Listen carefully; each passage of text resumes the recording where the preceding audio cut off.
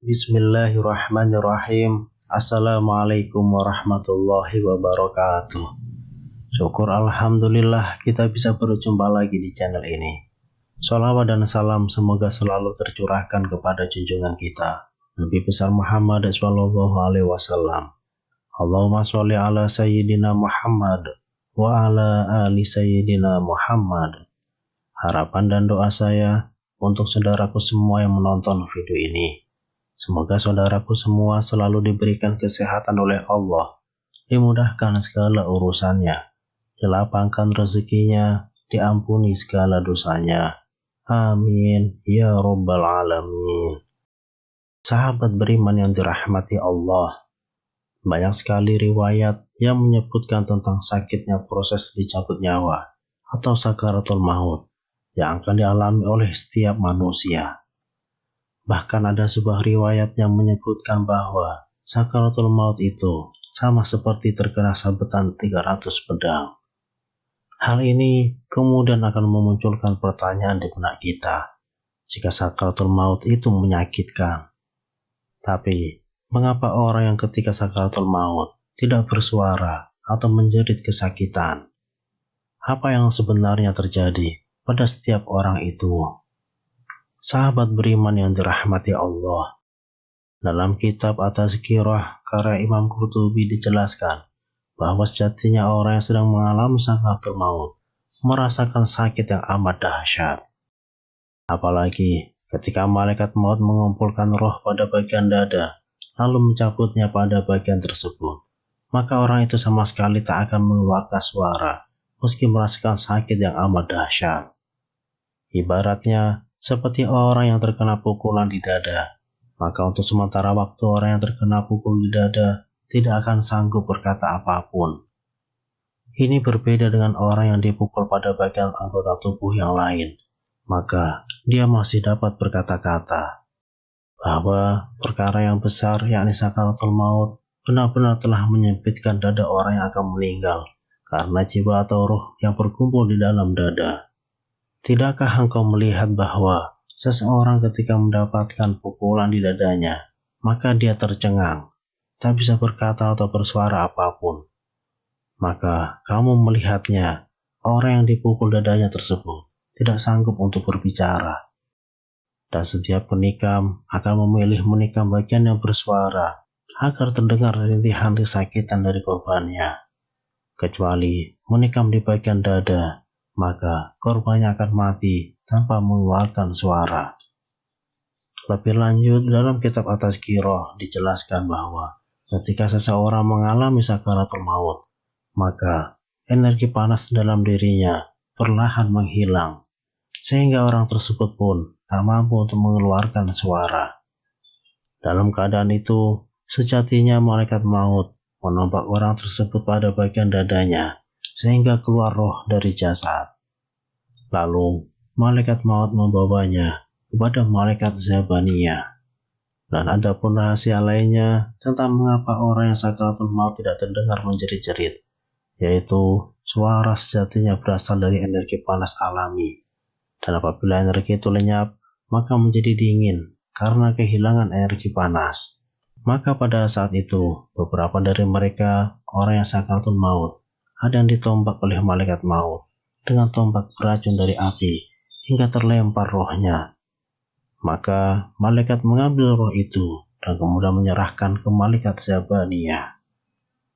Sahabat beriman yang dirahmati Allah, dalam buku Di Balik Tabir Kematian, Imam Al-Ghazali menukilkan sejumlah riwayat yang menjelaskan bahwa suatu ketika Nabi Muhammad SAW menjenguk orang yang sakit, lalu beliau bersabda, "Aku tahu rasa sakit yang engkau derita.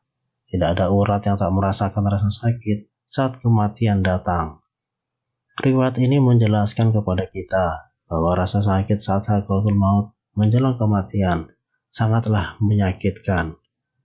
Syahadat bin Auf pernah berkata, mati adalah bencana yang paling mengerikan di antara semua petaka di dunia ini. Dan di akhirat nanti, bagi seorang mukmin ia lebih menyakitkan daripada badan yang dicincang dengan pedang atau gunting, atau direbus di dalam kuali. Jika seseorang yang telah mati bisa bangkit dan memberitahu kepada penduduk dunia tentang kematiannya, maka mereka tidak akan mengambil suatu manfaat pun dari kehidupan dunia dan tidak akan pernah dapat tidur barang sekejap saja. Pada suatu hari, Umar bin Khattab berkata kepada Ka'ab al-Ahbar, "Wahai Ka'ab, terangkanlah kepadaku tentang mati." Maka dia pun menjelaskan, "Wahai Amirul Mukminin, mati adalah seperti sebuah ranting yang penuh dengan duri, lalu dimasukkan ke dalam perut.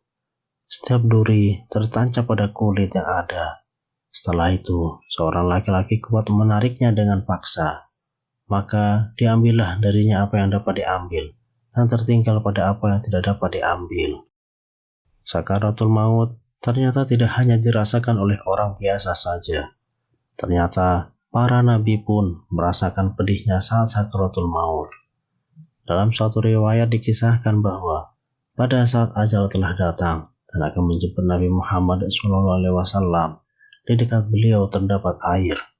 Beliau mencelupkan tangannya ke dalam wadah itu, lalu membasuh mukanya dengan air tersebut seraya berkata, "Ya Allah Tuhanku, mudahkanlah aku menghadapi sakaratul maut."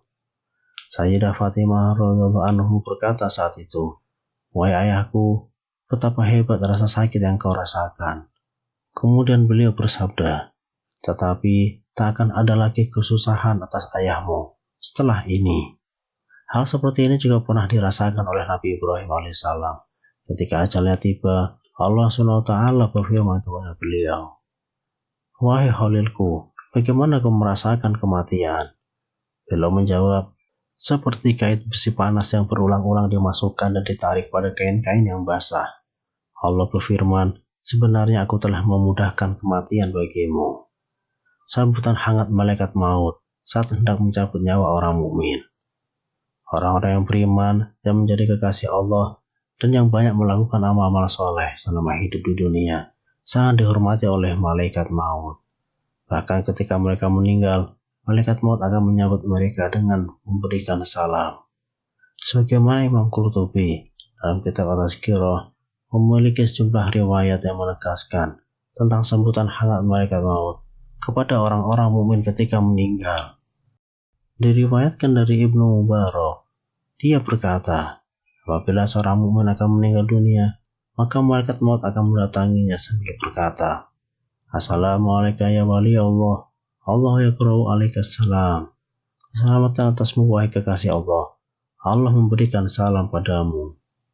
Kemudian malaikat maut itu membacakan sebuah ayat, "Allazina tatawaffahumul malaikatu thayyibina yaquluna salamun alaikum udkhulul jannata bima kuntum ta'malun."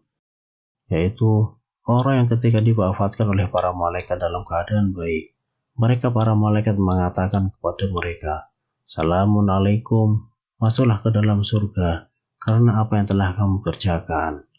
Quran Surah An-Nahl ayat 32. Dalam riwayat lainnya disebutkan, Ibnu Mas'ud berkata, apabila malaikat maut datang untuk mencabut nyawa seorang mukmin, maka dia akan berkata kepada mukmin itu, "Tuhanmu mengucapkan salam untukmu." Malaikat maut akan menyapa kepada seorang mukmin pada saat nyawanya akan dicabut, dan nyawanya tidak akan keluar sehingga malaikat maut mengucapkan salam kepadanya. Lebih dari itu, dalam kitab At-Tazkirah diterangkan bahwa ketika orang-orang mukmin akan meninggal, mereka akan dikabarkan tentang kebaikan-kebaikan anak keturunannya, agar hati orang mukmin tersebut menjadi tentram. Wallahu a'lam bishawab. Demikian yang bisa saya bagikan. Semoga bermanfaat untuk kita semua. Wassalamualaikum warahmatullahi wabarakatuh.